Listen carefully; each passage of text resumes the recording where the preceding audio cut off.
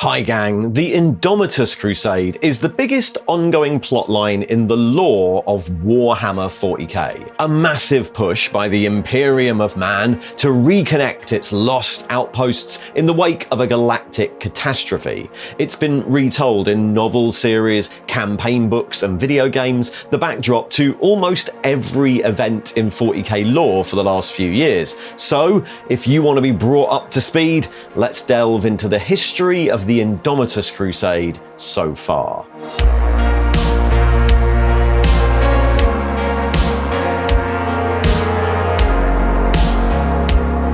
And before we start, did you know that there is now merch? You can pick up some questionable Imperial vestments in the store. There's a link in the description below, or more info at the end of this video.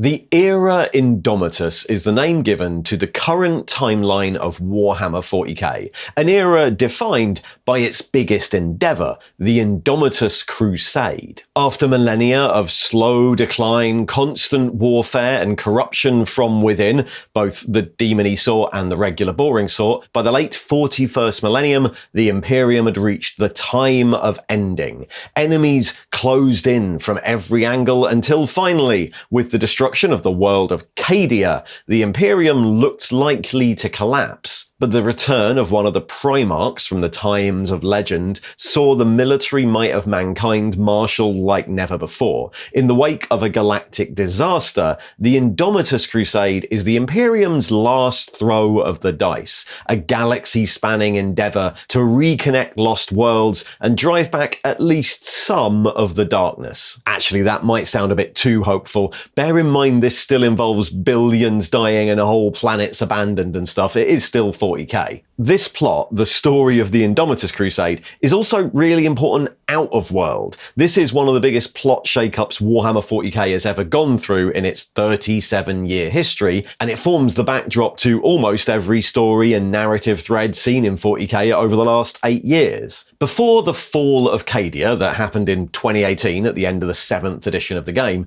40k had always been set at the very end of the 41st millennium, with the Imperium teetering on the brink, and campaigns, stories and novels took place at any point in the 1,000 or so years leading up to that.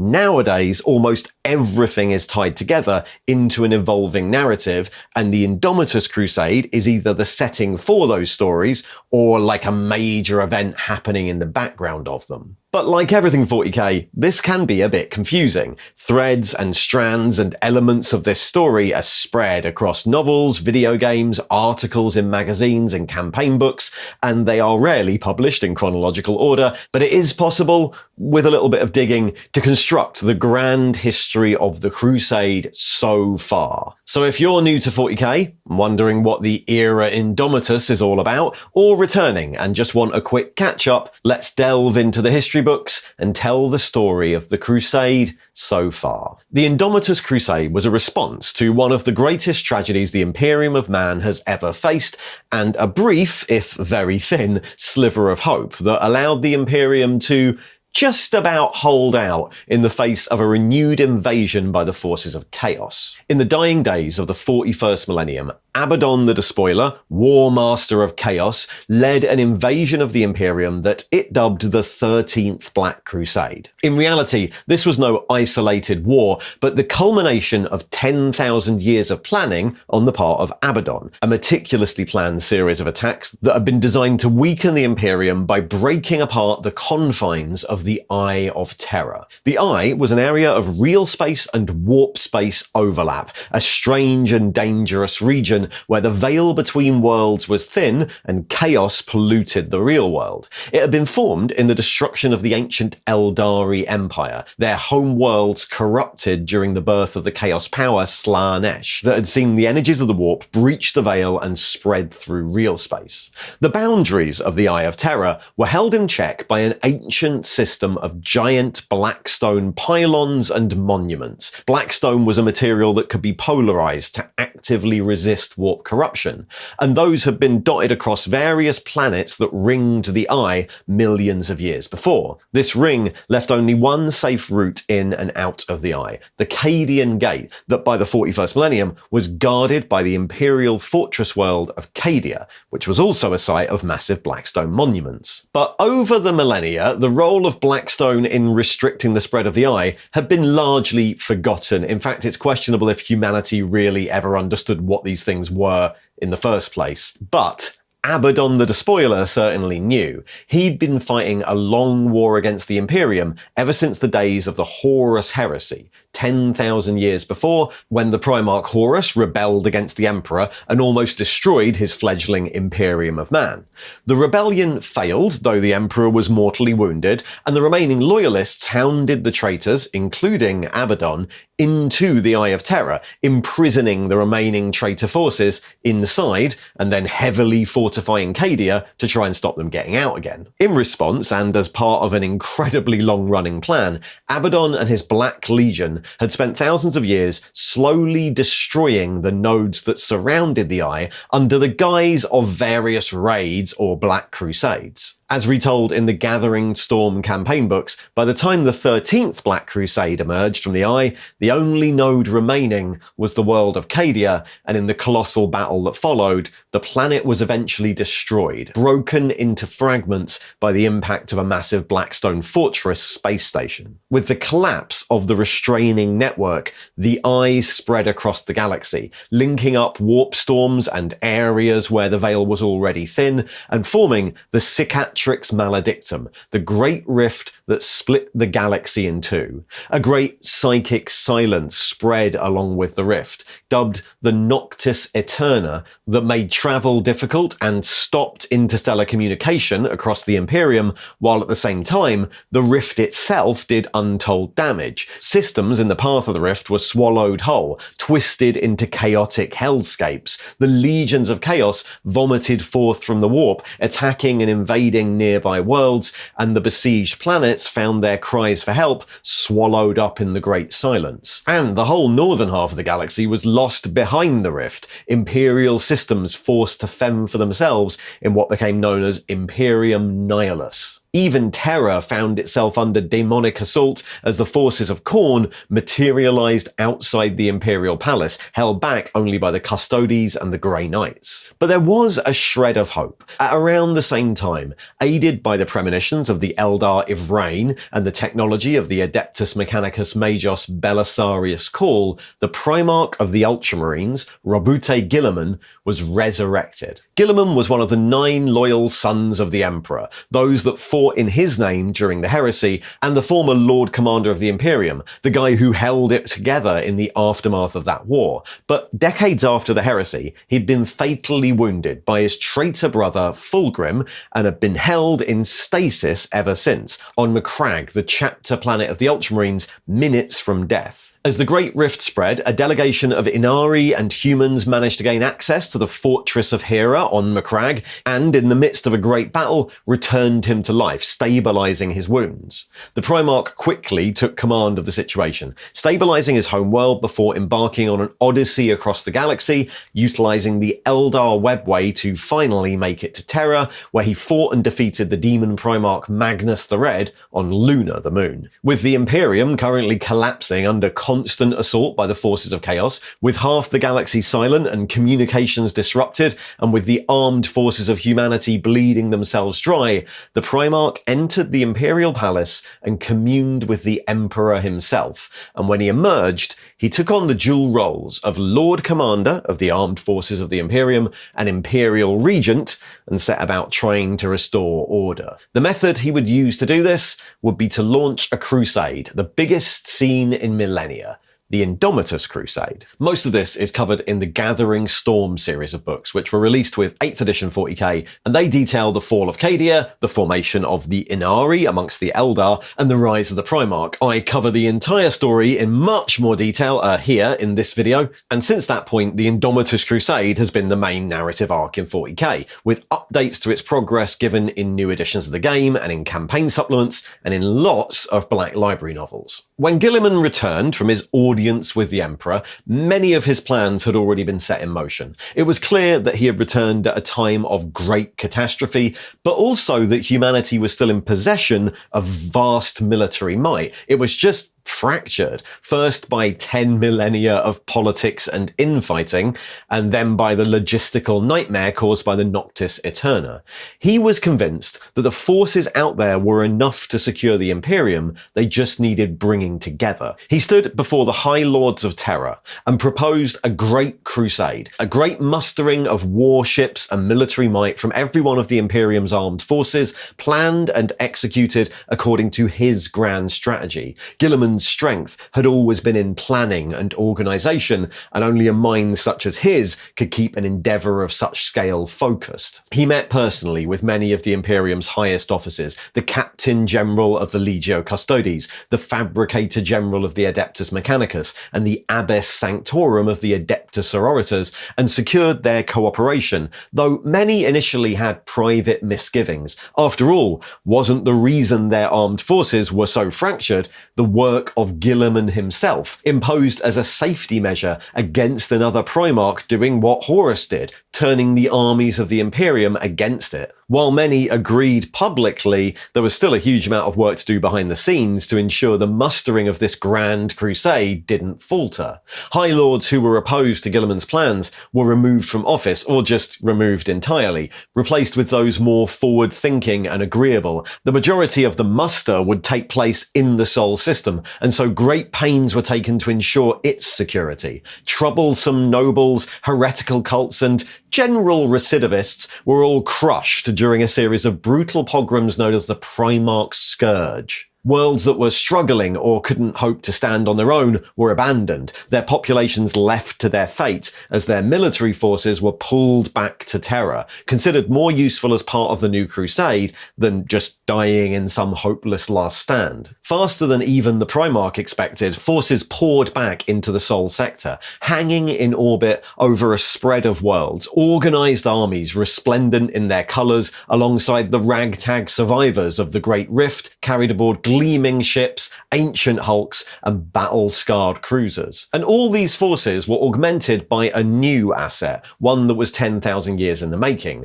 Primaris Space Marines. Before his internment in stasis, Guilliman had ordered Belisarius Cawl to begin work on an update to the Space Marines. Using the Emperor's original work and the Sang Primus Portem, rescued from the fires of heresy, Cawl had, over 10,000 years, slowly perfected a new sort of Space Marine.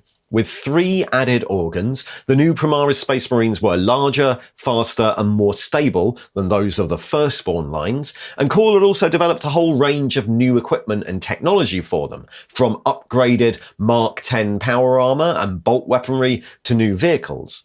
The legality of this was a bit suspect. When it was revealed, many in the Adeptus Mechanicus were tempted to declare this tech heresy, but with the backing of the Primarch, Belisarius Cawl quickly became one of the most powerful Archmagi on Mars. And after millennia of labour, he had hundreds of thousands of new Primaris Space Marines ready to go. Stored in stasis beneath his forge complex were the new armies Guilliman needed, drawn from populations taken from all over the galaxy over the previous 10,000 years, and enhanced with updated gene seed drawn from the 9 Loyalist legions, and definitely none of the traitor legions. Terrible rumour didn't happen. As the new fleets mustered, these new Astartes were put to good use. Half were immediately formed into new chapters of 1,000 Marines in the largest Space Marine founding since the end of the heresy, the Ultima founding.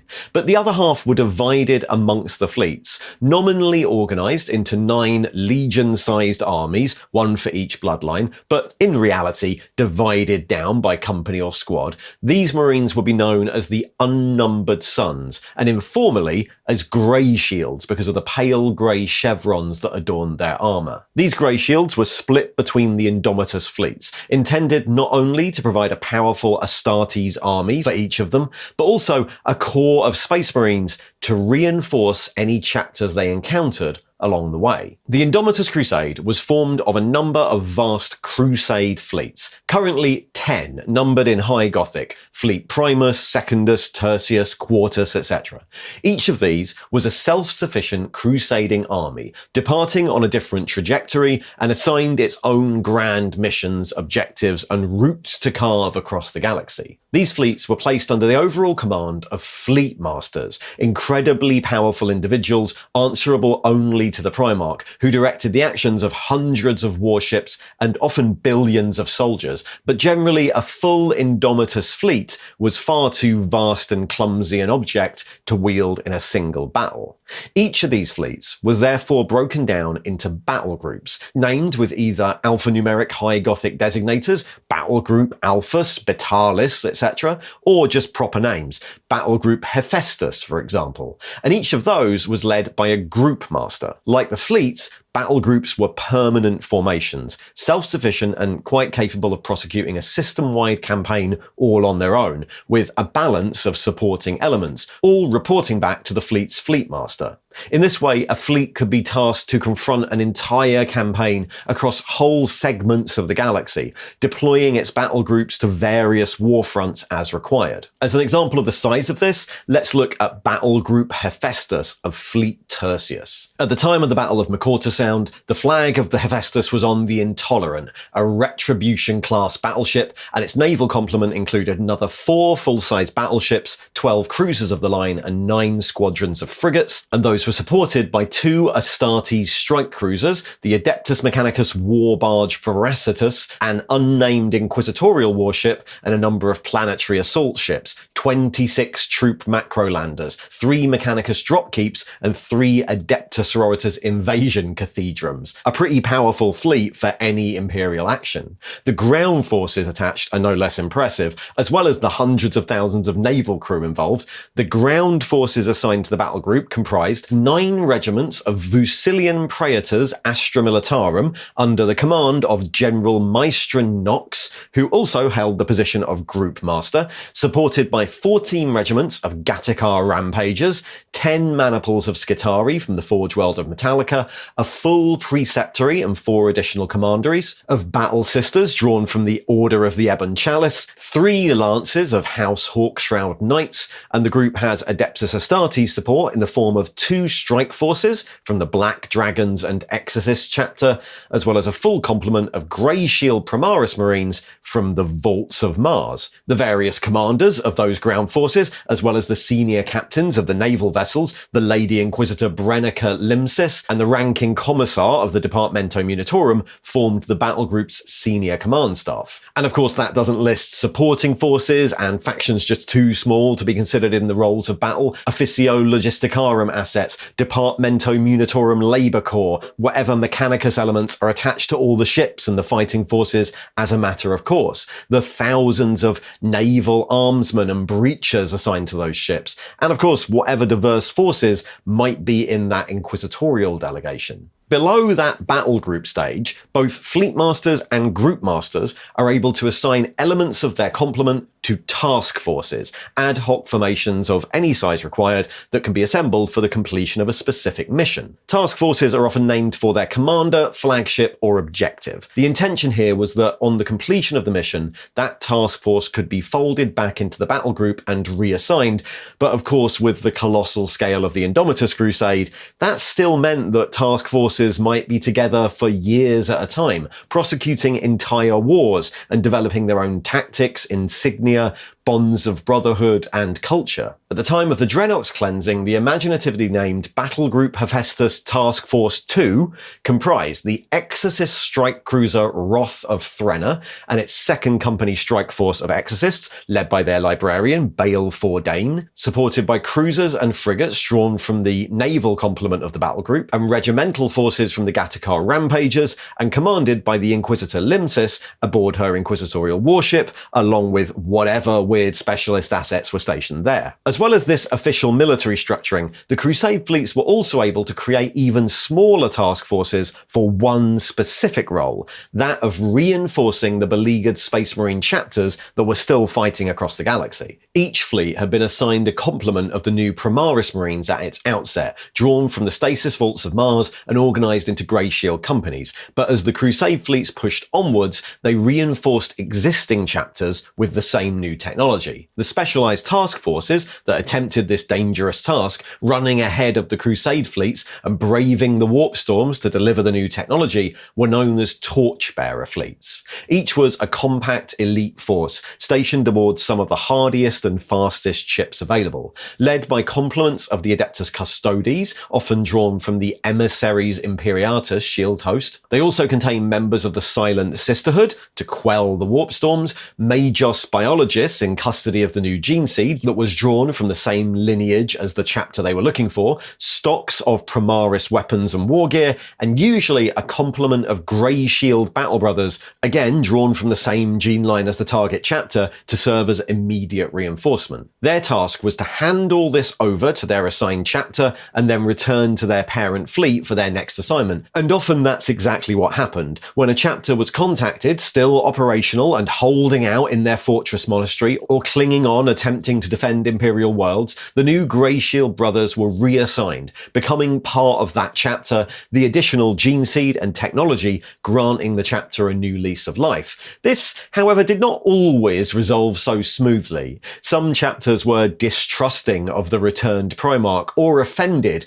by what they saw as meddling, and in some cases the presence of the Adeptus Custodes was essential. They served not only as the emissaries of the Primarch, but also of the Emperor himself. Some of the Primaris reinforcements mysteriously disappeared soon after the Torchbearers left, their chapter fighting on to their doom. Some Torchbearer fleets arrived to find their targets lost, the chapter destroyed in battle, and only serfs and relics left in the fortress, and in these cases, the assigned Grey Shields would have to essentially refound the chapter from whatever they could find. And in some extreme cases, the chapter they found were hopelessly corrupted, and in these cases, the Custodes commanding the fleets were expected to order their extermination, something that often caused conflict with the Grey Shields that accompanied them, who'd been expecting to finally reunite with their lost brothers. This scale of endeavour required an even larger support structure. Guilliman was well aware that the hidebound and jealous institutions of the Imperium were not fit for purpose, and so he created new structures to support his crusade, ones that bypassed the established orders entirely. The most visible element of this was the creation of the Officio Logisticarum. At the outset of the Crusade, the existing structures of the Imperium were already at breaking point, dealing with the wave of panic and losses that followed the emergence of the Rift. To bypass this and ensure that the muster continued unabated, Guilliman created his own structures. Pulled from the best and brightest of the Administratum and the Departamento Munitorum, the new million-strong Officio Logisticarum was dedicated to serving the needs of the Crusade and ensuring that the fleets and ships were properly mustered and supplied. Originally, it was personally led by Guilliman until he felt it was powerful and respected enough to stand on its own. When the Crusade fleets finally departed, Guilliman issued the Boracay Decree, which granted the Officio and also the Fleet Masters the right to requisition whatever Imperial forces were needed to ensure the pace of the Crusade didn't falter. As worlds were reconquered, reinforced, or pulled back from the clutches of chaos, their military forces would find themselves inducted into the Crusade fleets, carried along to liberate the next world. The decree also allowed for the construction of hub fortresses. Created in the wake of the fleets, the Officio's hub fortresses would serve as anchors for the supply lines that they required, slowly re-establishing reliable lines of communication across the galaxy. The first of these were created at the various muster points, but soon Officio adepts were requisitioning positioning fortress moons, mechanicus laboratoria, and astropathic stations and reinforcing them, constructing additional void docks or munitions yards, and turning these various assets from ground-based outposts to vast space stations into more hub fortresses to feed the fleets. The final role of the Officio, enabled by all that stuff, was to record the events of the Crusade. Guilliman was adamant that the knowledge that was gained by the Crusade should not be lost like so much else had been lost in the past. With the fleets in action and data being sent back to Terra through the hub fortress system, the Officio was tasked with the recording and analysis of the Crusade, the actions of the war fleets and their current disposition recorded in the vast data stacks of the Officio. And in a similar way, one of the most important of Guilliman's new branches became the Logos Historica Verita. In the first few years after returning to the Imperium, Guilliman became extremely concerned at the amount of knowledge that had been lost over the years, events sequestered or destroyed by overly Puritan inquisitors, or declared heresy by preachers of the Ministorum. What was once based on objective reason was now based on superstition, tradition, and hearsay. Piecing together just what had actually happened since he was locked in stasis seemed an impossible task. To this end, he took great pains to assemble a small office of individuals of a nature that was more inquisitive and liberal-minded than the fanaticism and stifling conservatism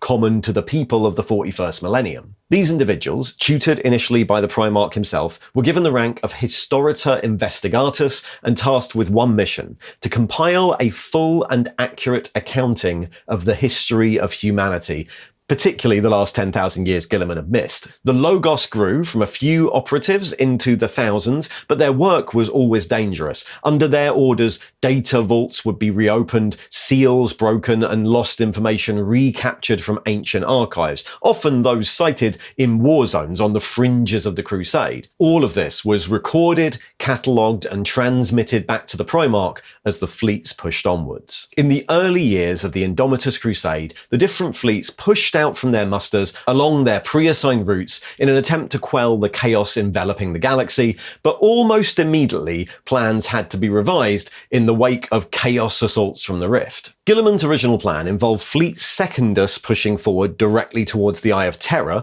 while Fleet Tertius and Quintus protected the Segmentum Solar. Tertius would capture Olmec, while Quintus would move into the southern Segmentum towards Lessera, while Fleet Primus would move to capture the strategically important cardinal world of Gathalamor. However, as the departure date approached, a massive cornate crusade of slaughter was detected, heading towards the naval base of Hydrafor, and then on course for the Segmentum Solar itself. Because of this, Fleet Tertius was actually the first to depart. Its fleetmaster, the formidable Imperial Navy Admiral Cassandra Van Lescus, was extremely proactive, forcing her fleet into readiness well ahead of schedule, and she petitioned Guilliman personally to be granted the opportunity to repel the Khorne threat. With the fleet ready to depart, Guilliman granted assent, and Fleet Tertius cast off its moorings, heading towards Hydrafor and confronting the Crusade of Slaughter head-on at the Battle of Macorta Sound. The Crusade of Slaughter had been tasked with attempting an easy breakthrough to the Sol system and spreading rogue Blackstone devices in its wake to try and expand the rift, but aided by the Inquisitor Rostov, 5 battle groups of Fleet Tertius, under the direct command of Van Lescus, were able to ambush the Chaos forces as they moved through Macorta Sound. At this point, they were a heretic invasion that spanned several star systems. The Imperial fleet emerged almost on top of it, and an assault force of Primaris Marines killed the Demon Prince in command, while the 5th battle group St. Asta under Commodore Eloise Agathe, attacked and destroyed the Blackstone device, the assault force of White Consul Space Marines planting a null device that rolled back the spread of the rift in that sector. The Crusade of Slaughter was broken, leading to an early win for the Indomitus Crusade as a whole, something that silenced many of Guilliman's initial detractors,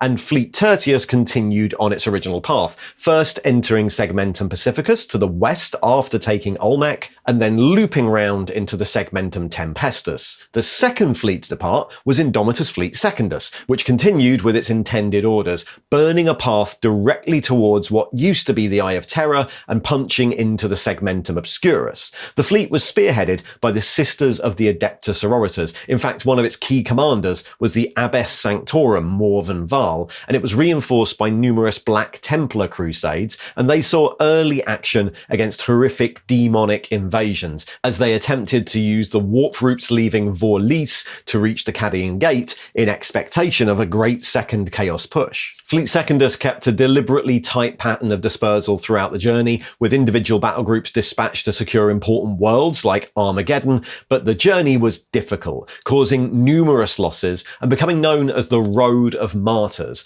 a sign of the fanaticism the whole fleet developed over the following years. Eventually, in close communication with Fleet Primus and with the discovery of the Nactman Gauntlet, a relatively stable passage through the rift, Fleet Secundus found itself greatly reinforced to provide a bulwark against Chaos invasions. The bulk of its battle groups were formed into the Enaxian Line in the Cadian sector, a curve of star systems and blockades that has replaced Cadia itself as the main defensive force opposing the Eye of Terror, and also forming the main part of the Sanctus Wall. This was a huge network of defences, often formed from existing hub fortresses that were centred on the world of Sangua Terra on the southern edge of the Nactman Gauntlet. It came under almost immediate attack from Black Legion forces under Harkon Worldclaimer at the start of the Rift War, and while these initial attacks were thwarted by a daring encirclement by Secundus's battle group Lambdax, the war continues to rage on, with Fleet Secundus forming much of the defensive line. As the first two fleets initially set off, the Primarch himself waited, making sure that not only the Administratum and the High Lords were finally acting in support of his plans, but also that the Officio Logisticarum was fully briefed and capable of acting independently. Finally, once those initial two fleets had departed, and with plans for the Indomitus Crusade safely in motion, Fleet Primus moved into action. Primus would be commanded by the Primarch directly, who would leave Terra in the care of the Council of High Lords once again. This wasn't without some fallout. Shortly after Primus departed, there was a brief attempt at a coup on Terra, as some previously deposed High Lords sought to reclaim power from this usurper, but it was quickly put down by forces loyal to the Primarch. From this point on, Guilliman's decrees would be relayed back to the centre of imperial authority by his Council Ex Terra, representatives of all the High Lords that travelled alongside Fleet Primus. Primus was the largest of the fleets, split into many separate battle groups, and it carried by far the largest complement of Primaris Space Marines and Adeptus Custodes. The fleet initially set out in a general easterly direction, but immediately formed into several spearheads that spread out north and south from its main path, taking the fight to the larger part of the galaxy. Wherever the battle groups of Primus found heretic forces, they pushed them back, in many cases overwhelming raiders and chaos cults with sheer firepower and numbers. The Grey Shields of Fleet Primus were being continually reinforced as the fleet was accompanied by the Tsar Quaesitor, the Arch Mechanicus of Belisarius Cawl, whose servitors and adepts ran the forges continuously to produce arms and armour for the thousands of warriors continually released from the stasis crypts on board. Fleet Primus's earliest victory was the reinforcement and liberation of the cardinal world of Gathalamor in the southwestern Segmentum Solar, fast-moving Custodes strike teams reinforcing the Adeptus Sororitas and Mordians that were defending the surface. With the conquest of Gathalamor complete, the fleet then split. Battle Group Erastus ventured north into the Ypsilon subsector, preventing Chaos cultists from summoning demons so close to Holy Terror, while Battle Group Noctus was sent across to Armageddon. Battle Groups Praxis and Retributus moved even further north to the far northern edge of the Segmentum Solar to reinforce the Ironhold Protectorate and the Iron Veil region, torchbearers from the fleet bringing the technology to create Primaris Marines to the Space Wolves chapter on Fenris. This was one of the more tense deliveries. It took a while before the new Marines were accepted by the chapter, whose chapter master, Logan Grimnar, was convinced that the Great Rift was the herald of the Wolf Time, the end of days. The two battle groups averted a brief rebellion in the Ironhold Protectorate, fighting against Red Corsairs from the Maelstrom and Night Lords forces that were active in the Iron Veil. But the main thrust of Fleet Primus moved into the massive Ultima Segmentum, where they quickly liberated the cardinal world of Ophelia 7 and the desert planet of Talan. Elements of the fleet, led by the Primarch's own battle group Alphas, even managed to reach so far as Baal, crossing the Great Rift to do so, where they reinforced the planet against a colossal demonic invasion, and Guilliman invested Dante, the commander of the Blood Angels, as Lord Commander of Imperium Nihilus, the area that was beyond the rift. A large part of Fleet Primus eventually halted for resupply at Catachan, where the local Astra Militarum had already seen off any chaos threats from the rift, and the fleet left Catachan space better supplied with troops than it had arrived. From there, various battle groups peeled away as the fleet moved further into the segmentum. Battle Group Erasmus headed for the Octarius sector, intervening in the Octarius War, where the Orcs continued to fight against a tendril of Hive Fleet Leviathan, while Battle Group Tarsus, also led by Morven Val, who must have been getting around the galaxy a bit, headed for the Charodon sector, where they intervened in the long-running Charodon War against a vast assault by the Death Guard. Battle Group Calades were dispatched on a mission of some urgency to investigate a mysteriously quiet zone of the galaxy, which was later named the Pariah Nexus, an area that the Necrons had used for vast experiments in quieting the warp. When they eventually managed to report their discoveries back to Guilliman, the Primarch dispatched Battle Group Hephaestus to reinforce them, this time accompanied by Belisarius Cawl and the Tsar Quaesitor. As the years went on, confusingly with no dates because of how strange time was or something, Fleet Primus continued to push east. Eventually, battle groups Cerastus, Dominus, and Gamma entered the Raukos sector, assaulting and taking the region around the anomaly known as the Pit of Raukos in an attempt to counter a potential demonic invasion. And around 12 years after the launch of the Crusade, the fleet finally reached the farthest edge of the Ultima Segmentum. Here, Guilliman was pinned down, fighting in the Plague Wars, an attempt by the Chaos Primarch Mortarion and the followers of Nurgle to lure Guilliman into a trap by assaulting his home realm of Ultramar. The Plague Wars are kind of part of the Indomitus Crusade and kind of not. While a lot of the Indomitus Crusade story is told in the Dawn of Fire series and the various campaign supplements, the Plague War is told in the Dark Imperium series,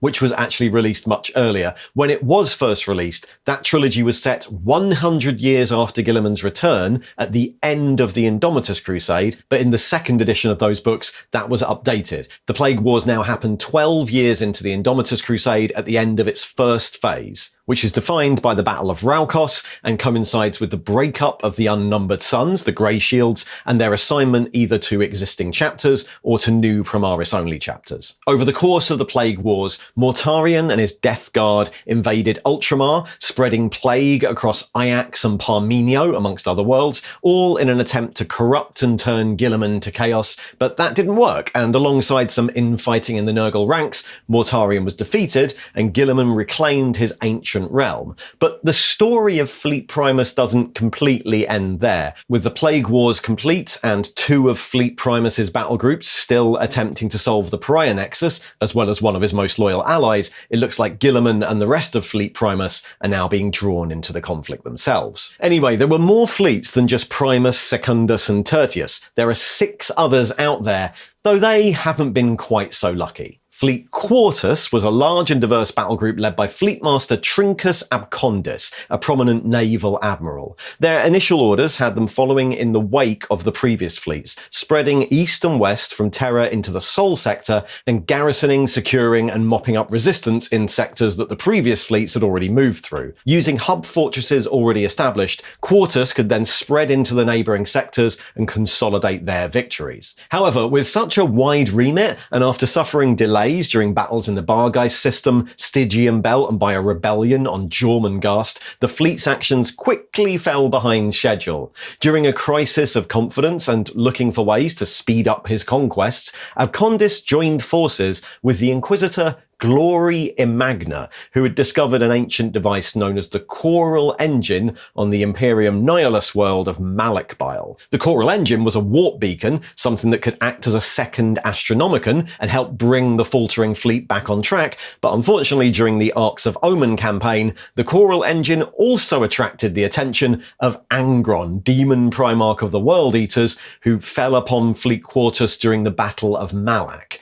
Eventually, the Choral Engine was destroyed as a sacrifice to Khorne, and the resulting wave of warp energy saw the murder curse sweep across the survivors. much of Fleet Quartus lost their minds to corn, turning on their allies in a bloodbath that swept the whole sector. In the aftermath, the entire of Fleet Quartus was declared excommunicate traitorous. Fleet Quintus's luck was a bit better than that, still not great. Quintus was led by Fleet Master Praetorius and mustered in the Sol sector along with the others, but it was quickly struck by delays and misfortunes, including a warp drive malfunction on the ship Embrace of Fire that took out over a score of vessels anchored over Neptune.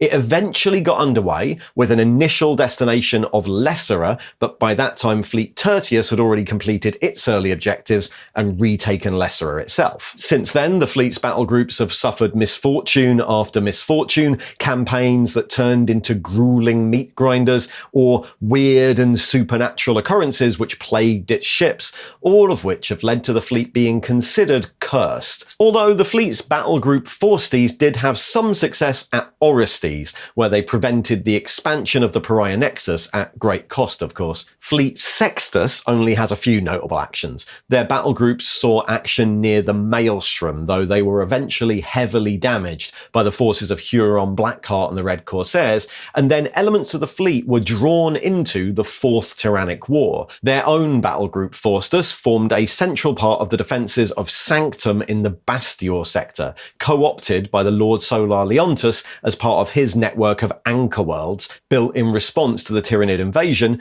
and other elements of Fleet Sextus found themselves facing similar enemies, battling High Fleet Jormungandr elsewhere in the galaxy. Fleet Septimus has even less recorded about it, which seems to be intentional. Founded at the same time as Primus, Secundus and Tertius, Septimus was originally an outlier because of its muster point, which was far away from the musters of the rest of the fleets. Units seemed to be assigned to the fleet according to some wider design. Units from across the Imperial militaries receiving orders via Onyx servo skull that required them to leave immediately for a secret muster. Any requisition orders from the fleet bore the message Reductio Maximal Nix Exempta, and anyone attempting to find out where their forces were being sent was, dealt with. Even the records of the Officio Logisticarum are empty of reference to Fleet Septimus's actions, which earned it the name of the Silent Seventh. And while fleets Octus, Decius, and whatever Nine's called are not subject to that level of secrecy, we don't really have any history of their actions yet, as that hasn't been written. Fleet Octus, under Fleet Master Aswan Relme, is known to have scored a major victory when its battle group Thetera relieved the Imperial naval base at Bacca, and Fleet Decius is known to have been forced to repopulate its crew with natives from the planet of Fentius after an attack of Xenos mindworms, but apart from that, we've got nothing. Both fleets, and presumably the missing ninth one, are known to have been some of the very last ones to finish their muster and the last to have departed. And that's kind of where we are, where the current timeline of 40k leaves it. The Indomitus Crusade has spread across the galaxy, reclaiming Imperial worlds on the Sanctus side of the Great Rift, and even occasionally reaching ones on the Nihilus side, marshalling the various military forces under the banner of Guilliman in the hope of holding back the tide of chaos and opportunistic Xenos raids. And after a number of setbacks, the Primarch is sort of managing to hold it all together. There are, of course, hundreds more little stories to tell within this. Individual actions taken by one task force or battle group, missions completed by much smaller forces in support of the Crusade, and of course, there are other really big things going on in the galaxy too. The Imperium is currently fighting a whole other war for survival, the Fourth Tyrannic War, a much more defensive conflict spearheaded by the Lord Solar Leontus, and the factions that aren't humans are probably doing stuff too, but the Indomitus Crusade is kind of the main story. Officially, the timeline is a few decades into this new millennium, after the first phase of the Crusade and after the Plague Wars, but what the second phase of the Crusade will look like is anyone's guess. As usual, when we find out such things, I'll stitch it all together here. Until then, thanks for watching. And as mentioned, if you'd like to support the channel, well, you can go to the merch store. We have some fantastic t-shirts and extremely silly hats for sale. And of course, if you'd like to support the channel in the normal ways, there's a Patreon and a YouTube, both linked below, where you can get early access videos and other perks. Or just click like and subscribe. See ya!